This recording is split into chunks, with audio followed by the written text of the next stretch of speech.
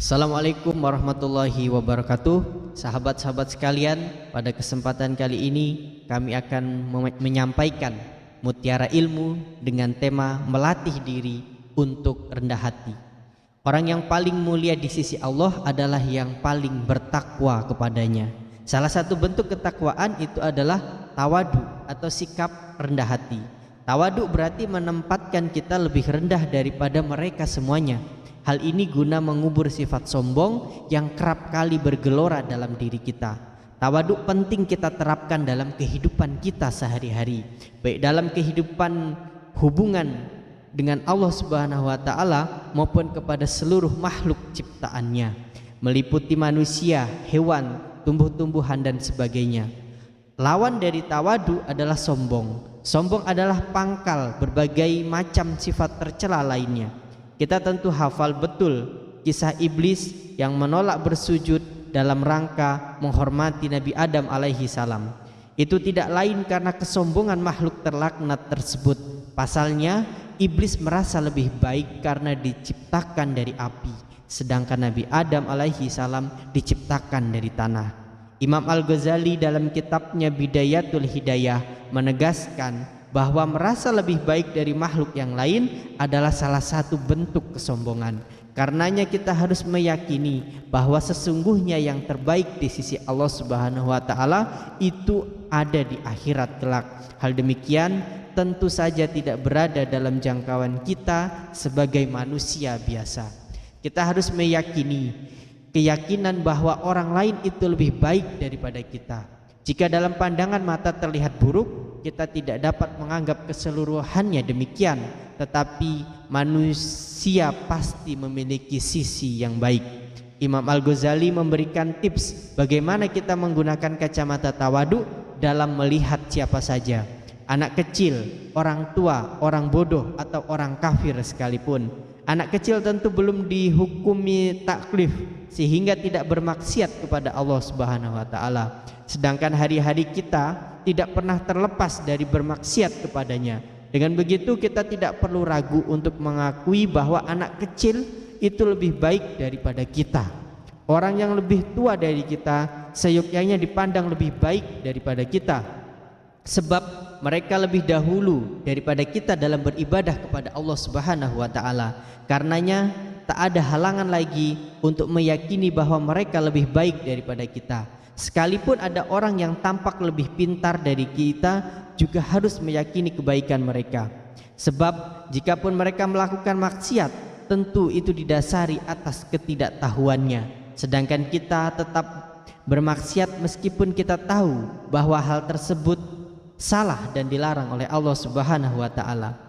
Bahkan terhadap orang kafir pun kita tidak boleh merasa lebih baik, sebab mungkin saja di suatu saat nanti atau mungkin di akhir hayatnya kelak ia mengucapkan syahadat dan wafat dalam membawa keislaman dan keimanan. Hal ini tidaklah mustahil dan memang banyak sekali terjadi. Dengan keyakinan demikian, perasaan tidak lebih baik dari orang lain, maka tidak akan berusaha untuk terus memperbaiki diri kita, mengintrospeksi diri kita, mencari kesalahan diri kita agar tidak lagi mengulanginya di kemudian hari dan menggantinya dengan sikap dan laku yang lebih baik. Kita juga tidak mencari-cari kesalahan orang lain, tetapi justru mencari dan menemukan kebaikannya untuk kita tiru, kita teladani sebaik mungkin, sehingga kita bukan saja terhindar dari laku buruk, tetapi justru melampaui hal tersebut, yakni dengan berlaku baik. Oleh karena itu penting bagi kita untuk menerapkan sikap tawadu dalam kehidupan sehari-hari. Sebab orang tawadu adalah hamba Allah Subhanahu wa taala yang utama. Hal ini ditegaskan Allah Subhanahu wa taala dalam Al-Qur'an surat Al-Furqan ayat 63. Adapun hamba-hamba utama Tuhan yang Maha Pengasih itu adalah orang-orang yang berjalan di bumi dengan kerendahan hati, dan apabila orang-orang bodoh menyapa mereka dengan kata-kata yang menghina, mereka mengucapkan salam.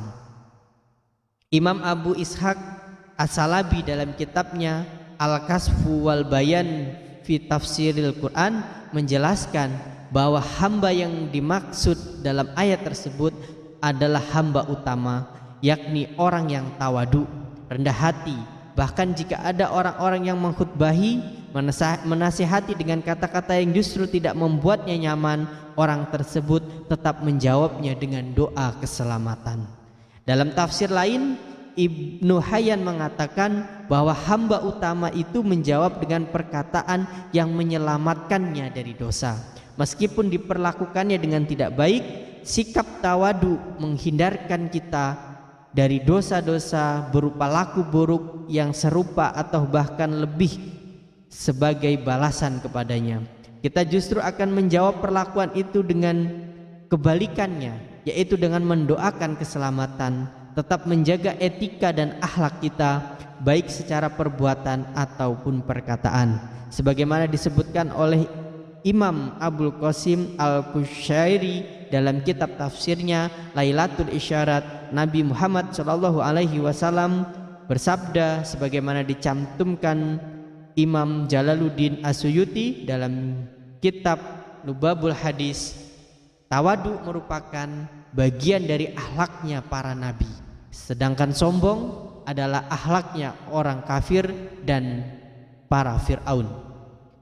Oleh karena itu, dengan kita bertawadu, sesungguhnya kita tengah menjalankan salah satu akhlaknya para nabi, dan semoga kita dapat senantiasa menjalankan sikap demikian ini, meskipun mungkin akan sulit diterapkan karena beragam hal, mulai merasa pintar karena berprestasi, merasa lebih dekat dengan Allah karena selalu berjamaah di masjid misalnya, dan sebagainya.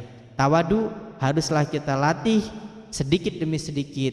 Insya Allah kita akan terbiasa memiliki sikap tawadu. Demikian sahabat-sahabat sekalian, mutiara ilmu pada pekan kali ini. Assalamualaikum warahmatullahi wabarakatuh.